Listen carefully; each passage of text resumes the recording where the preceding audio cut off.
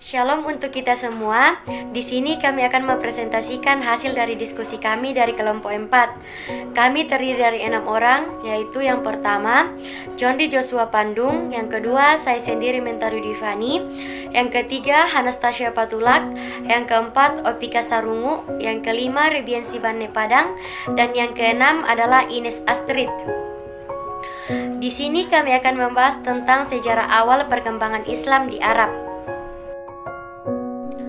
Yang pertama, sejarah perkembangan Islam di Arab Saudi. Arab atau yang saat ini dikenal sebagai Arab Saudi adalah suatu negara di wilayah Timur Tengah yang menjadi pusat agama Islam karena bangunan Ka'bah yang merupakan bangunan suci umat Islam terletak di negara ini. Islam memiliki sejarah yang panjang, terutama diawali oleh lahirnya Muhammad SAW di tanah Arab. Islam memang diajarkan oleh Nabi Muhammad yang lahir dan tinggal di Arab. Akan tetapi, Islam tidak lahir dari daerah Arab. Islam adalah agama yang dibawa sejak Nabi Adam dan disempurnakan oleh Nabi Muhammad SAW atau Rasulullah sebagai Nabi terakhir atau Rasul penutup.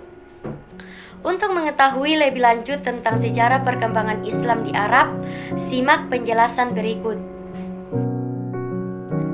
Yang berikut adalah kondisi Arab sebelum kedatangan Islam. Negara Arab atau Jazirah terletak di Asia Barat dan dikelilingi oleh Laut Irak, Laut Merah, dan Samudra Hindia di 3 sisi penjurunya. Masyarakat Arab sebelum kedatangan Islam dalam hal ini adalah Islam yang disempurnakan oleh Nabi Muhammad SAW, dikenal sebagai masyarakat jahiliyah atau masyarakat yang tinggal dalam kebodohan atau kegelapan. Sebelum Islam atau ketauhidian sudah ada di tengah masyarakat Arab sejak Nabi Ibrahim dan Ismail yang mendirikan Ka'bah. Lalu setelahnya, kepercayaan itu mulai luntur dengan adanya ajaran sesat seperti menyembah berhala dari masyarakat Syam yang dibawa oleh Amir bin Lubai. Ia mengatakan bahwa berhala tersebut adalah perantara Tuhan dengan makhluknya. Awalnya, ajaran tersebut hanya dilakukan oleh masyarakat Mekah yang bahkan membuat ratusan berhala dan meletakkannya di sekeliling Ka'bah. Sebagian penduduk Arab menganut Nasrani, Yahudi, dan agama kepercayaan yang menyembah berhala. Tradisi masyarakat Arab sebelum datangnya Islam. Adapun pada saat itu, masyarakat Arab dikenal sebagai kaum yang sangat mencintai kaumnya dan gemar berperang dengan suku lainnya. Tradisi masyarakat jahiliyah juga sangat kejam pada masa itu. Mereka memperlakukan wanita dengan tidak hormat, menguburkan anak perempuan hidup-hidup karena menganggap anak perempuan sebagai pembawa sial. Para kaum lelaki juga dapat melakukan hal apa saja pada para wanita, misalnya bebas menikah dan menceraikan wanita semaunya. Selain itu, pada zaman Arab sebelum datangnya Islam, para budak diperlakukan dengan sangat tidak manusia oleh para majikannya. Masyarakat Arab pada saat itu melakukan kegiatan ekonomi dengan cara berdagang. Mereka mengembarakan dari satu tempat ke tempat lainnya, bahkan hingga ke luar negeri seperti India dan Cina. Di bidang politik saat itu, Arab dikelilingi oleh 3 kekuasaan besar, diantaranya Kerajaan Bizantium yang merupakan kerajaan Nasrani, Kekaisaran Persia yang penduduknya menganut agama Zoroaster, serta dinasti Himyar yang pada saat itu menguasai wilayah Arab bagian selatan. Yang ketiga, kelahiran Nabi Muhammad Sallallahu Alaihi Wasallam. Islam datang diawali kelahiran Nabi Muhammad Sallallahu Alaihi Wasallam yang menyempurnakan ajaran Allah Subhanahu Wa Taala dari nabi-nabi sebelumnya.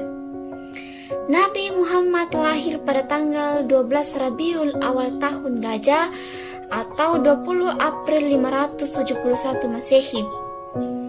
Disebut tahun gajah karena tahun itu gubernur Abisinia yang bernama Abraham datang menyerang kota Mekah dengan pasukan gajah.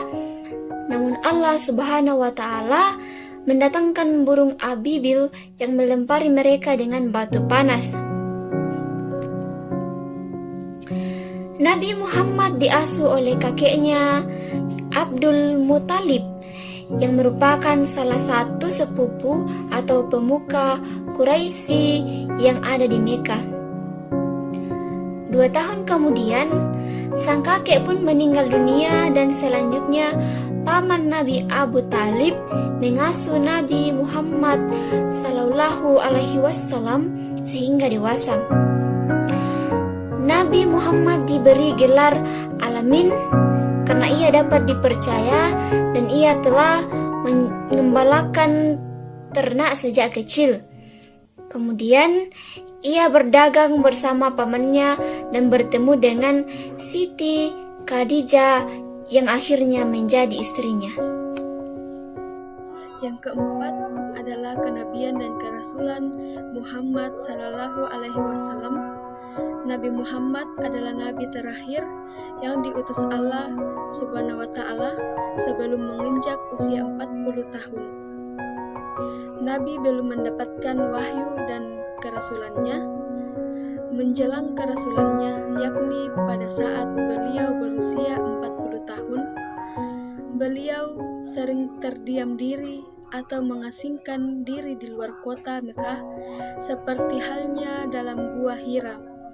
Nabi Muhammad menerima wahyu pertama yakni pada 6 Agustus tahun 610 Masehi yang dibawa oleh malaikat Jibril. Sejak diangkat menjadi rasul, maka Nabi Muhammad Sallallahu Alaihi Wasallam menyampaikan wahyu tersebut pada umatnya dan secara diam-diam melakukan dakwah pada orang-orang terdekatnya. Pertama-tama, ia menyampaikan dakwah pada keluarganya dan istrinya. Kaidah lalu lama-kelamaan dakwah Rasulullah dilakukan secara terang-terangan. Meskipun mendapat perlawanan keras dari masyarakat Arab saat itu atau kaum tersebut, usaha dakwah dan penyebaran agama segala ancaman. 13 tahun di Mekah kemudian karena terancam. Yang kelima adalah dakwah Rasulullah Sallallahu Alaihi Wasallam. Rasulullah tidak henti-hentinya menyiarkan dakwah pada umatnya saat itu. Beliau mendapatkan wahyu dari Allah Subhanahu wa Ta'ala dan kemudian disampaikan kepada umatnya. Wahyu-wahyu tersebut lantas disusun dalam satu kesatuan, yaitu Al-Quran, yang merupakan petunjuk bagi seluruh umat Muslim. Dalam Al-Quran ada 2 ayat yang dapat ditemukan, yaitu ayat Makkiyah atau yang diturunkan di Mekah dan ayat Madaniyah, yaitu ayat-ayat yang diturunkan di Madinah. Jika pada saat di Mekah Rasul mendapatkan ayat tentang ketauhidan, di Madinah beliau Sallallahu Alaihi Wasallam mendapatkan wahyu yang lebih berisi tentang hukum, petunjuk ibadah, dan hal-hal yang menyangkut kehidupan manusia. Meskipun saat itu Rasul telah pindah ke Mekah, tetap saja kaum Quraisy memusuhinya sehingga Allah Subhanahu wa Ta'ala memerintahkan Muhammad beserta kaumnya untuk berjihad dan memerangi kaum kafir Quraisy. Islam mendapatkan kemenangan di hampir seluruh peperangan kecuali dalam perang Uhud, di mana umat Islam mengalami kekalahan karena tidak patuh pada Rasul Shallallahu Alaihi Wasallam. Namun, pada akhirnya umat Muslim berhasil menang dari kaum Quraisy dan menguasai Mekah lewat peristiwa Fathul Mekah. Pada saat itu, masyarakat Mekah berbondong-bondong masuk Islam dan mengimani Allah Subhanahu wa Ta'ala beserta Rasulnya Muhammad Sallallahu Alaihi Wasallam. Yang keenam, Islam di Arab setelah Rasulullah wafat. Setelah peristiwa Fathul Mekah, Rasulullah Shallallahu Alaihi Wasallam tetap melaksanakan dakwanya dan menyebarkan Islam hingga keluar jazirah Arab.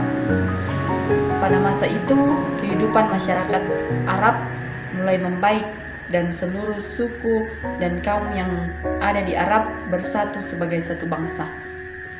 Rasulullah Shallallahu Alaihi Wasallam kemudian wafat setelah hampir 23 tahun berdakwah, dan kepemimpinan Islam selanjutnya dibawa oleh Khulafaur Rasyidin, yakni 4 sahabat Nabi, yaitu Abu Bakar As-Siddiq, Umar bin Khattab, Utsman bin Affan, dan Ali bin Abi Thalib. Setelah masa khalifah tersebut berakhir, Islam tetap berkembang di Arab dan muncul dinasti-dinasti yang menjadi pemimpin bagi masyarakat Arab hingga saat ini. Demikianlah hasil presentasi kami dari kelompok 4. Jika ada kekurangan ataupun kata-kata di dalam presentasi kami yang kurang berkenan di hati, atasnya kami mohon dimaafkan. Sekian dan terima kasih.